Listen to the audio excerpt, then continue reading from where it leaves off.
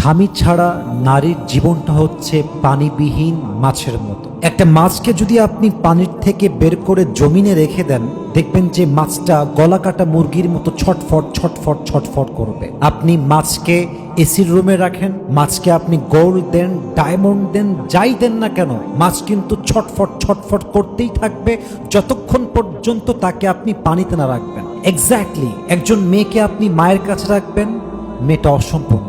একজন মেয়েকে আপনি বাবার কাছে রাখবেন, সে অসম্পূর্ণ। একজন মেয়েকে তার বোনের সঙ্গে রাখবেন, সে অসম্পূর্ণ। একজন মেয়েকে তার মায়ের পেটের ভাইয়ের সাথে রাখবেন, তাও সে অসম্পূর্ণ। একজন মেয়ে পূর্ণতা তখনই পায় যখন মেয়েরা তার শখের পুরুষ তার স্বামীর সঙ্গে বসবাস করে। একজন স্বামী ছাড়া একজন মেয়ের জীবনে আর কোনো মূল পরিচয় হতে পারে।